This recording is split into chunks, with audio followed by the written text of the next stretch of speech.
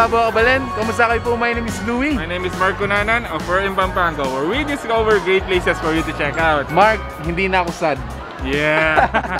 Kasi finally, nabisitahan na natin itong The Orchid Garden. And sa totoo lang, marami na sa mga kabalen natin ang naka-visit na to. So finally, nandito na tayo. Actually, hindi lang mga kabalen, even yung mga ibang mga provinces na malapit sa Pampanga, na-visit na rin ito. Exactly, guys. Ang kagandahan dito, the whole month of December is talagang aabangan nyo itong place na to. Talaga yung mga program nila. So we're gonna give you a tour of this place. And then for more information, guys, check out their fan page para po dun sa calendar nila. So tara, let's go! Hi po!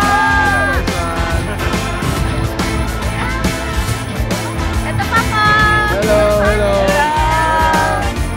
Are you having fun? Thank you po! Thank you rin! Ikaw mga kapitakarin, hi kang hi! Hi!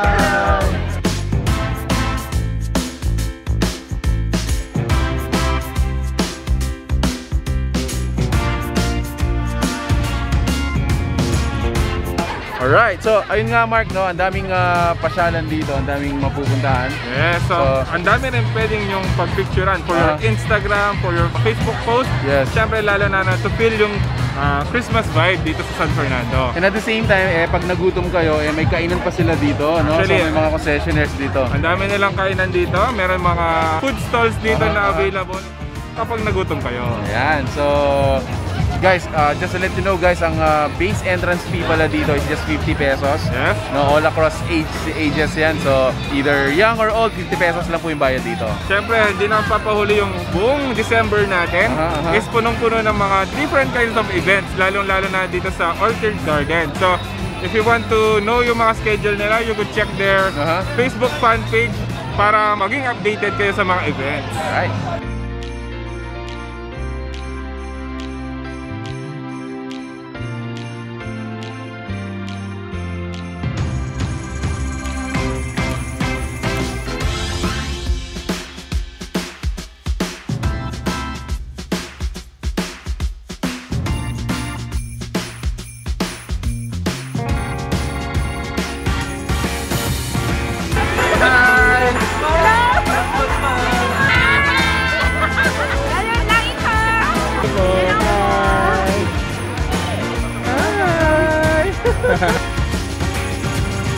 Hi po!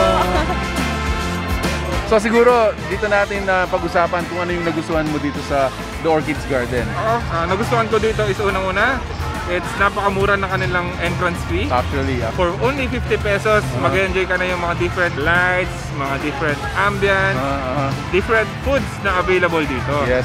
At the same time, napakaganda ng place and talaga mag-enjoy yung buong family. Ako isa-isahin ko siguro, nagustuhan ko yung mga naka-costume natin ng The Avengers. So nakakatuwa sila, ang dami nilang mga napasayang mga tao nung sumasayaw sila dito, no.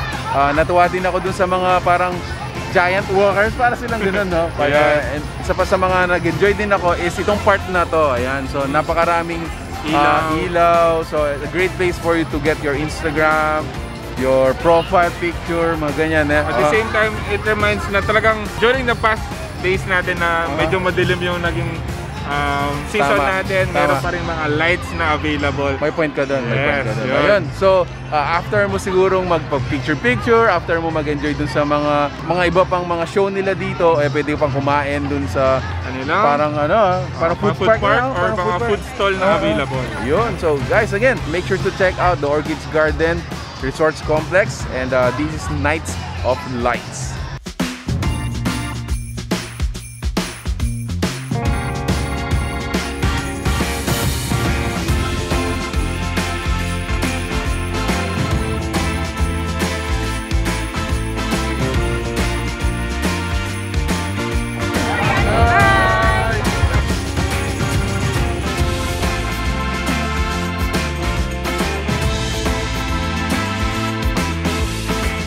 Shoutout po sa We're in Pampanga. Salamat po. Subscribe! Alright, so yun guys, thank you so much for watching We're in Pampanga. Sabi ko nga kanina, hindi na ako sad. Yes, talagang magiging happy ka dito sa Orchid Gardens, the Nights of Light. So they are available the whole month of December. And there you have it guys. If you like this video, please give it a thumbs up, share it with your friends, and See you in the next video. So that's it. Thank you for watching We're in Pampanga. Until our next discovery. Peace out. Bye guys.